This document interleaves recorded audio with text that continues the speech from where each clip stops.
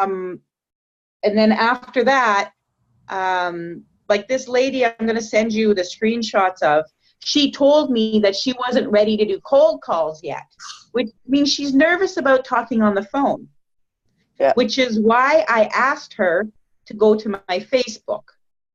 After I asked her about to the Facebook, I knew she didn't like talking on the phone, so I used a voice message to say, hey, I'm just heading out the door right now. Do you mind giving me your phone number? Mine is 306-728-6982, and we can talk about this, in a little bit more depth, or we can continue this conversation later. So I offered my phone number. I did it as a voice so that they knew that it was a real person on the other side. And it just made it, like, okay, it's not bullshit. It's real. Yeah. So it's natural. So whenever, and if somebody is like, okay, so if there's a guy talking to you and he is actually, going towards, a romantic relationship rather than a business relationship, say, I have a lot of meetings I have to do today, and I'm really focused on my business. So if you would like some information about my business, I'd absolutely be willing to send you some, but I've got to continue on talking to and making connections that are going to move my business forward. So at that point, they'll either say, yes, I do want some information, or, oh, okay. And then you just stop answering them because you have to go to your business. And then if they really do want something to know, like I've had lots of conversations with people that didn't want anything to do with the business. And then they're like, okay, so what's your business? Because, like I use social, like I've told them that I use social media for my business. And like with you, possibly even saying because you use it for your personal and your social, or personal and your business. Yep. Say, right now, I'm focused on my business. I'll message you back at such a time when I'm done. And then just put it to the side that, like you don't have to answer them right away just because you're on social media. Okay. That's one of the ways that I put it to the side. So it's important to, personal is personal, business is business. Yeah. And if you keep it that way, they respond the same way. Okay. And yeah. And the other thing is,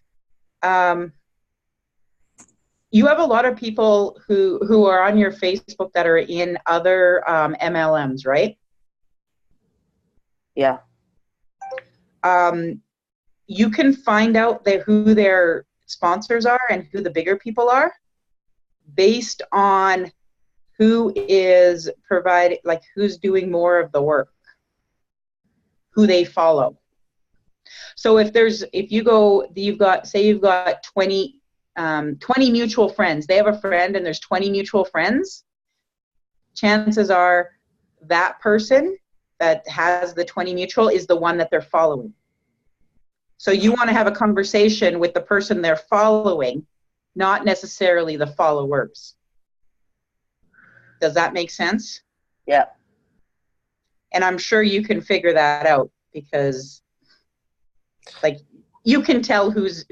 Okay, for instance, you can tell the people who are like David Moses or Kibi, right? Because they know what they're doing. That's right. Yeah.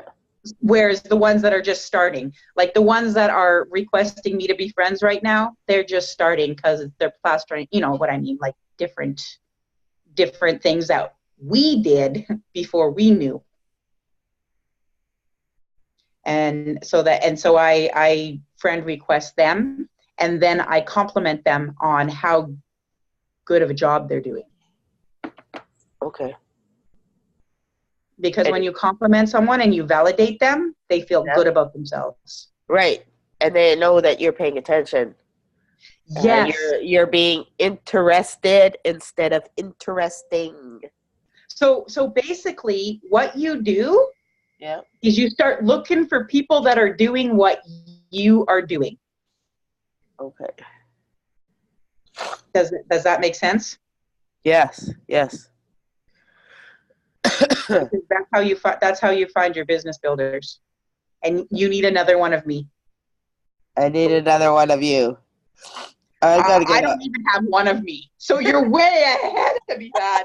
Right Yeah. now, I You are awesome. okay. So silver, because I got to do what you're doing and I got to close somebody. Yeah. And with business builders, we have to make sure we do it through the system, which includes putting Candace on the phone, whether it be in a Facebook group message.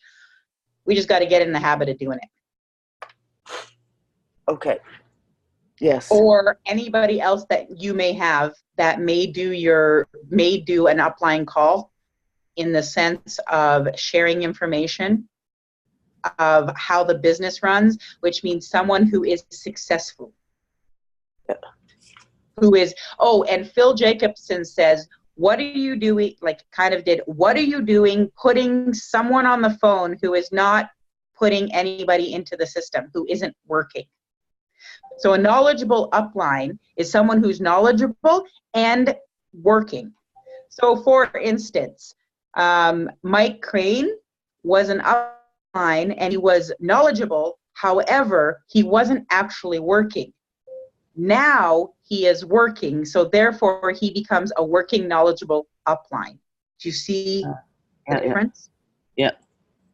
Because how can you get anybody to see the vision of when you're working if the person they're talking to is not working? Yeah.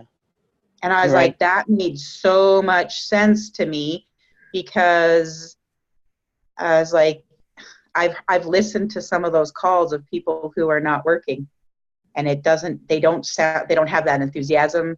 They don't have like that idea of the vision. Like you listen to David Moses on his lives compared to someone who isn't actually working, you can tell the difference. Yeah. Totally. Totally. Okay, I'm gonna hop off, and I need to blow my nose and have a cup of tea and fix my something. My sinus. Don't you have like a teapot for that? You put it in one nose. Well, I went for that. I went for that massage, and then from laying down, it's all like right here now. Well, it looks like you have like a serious sinus cold. You're just like, yeah.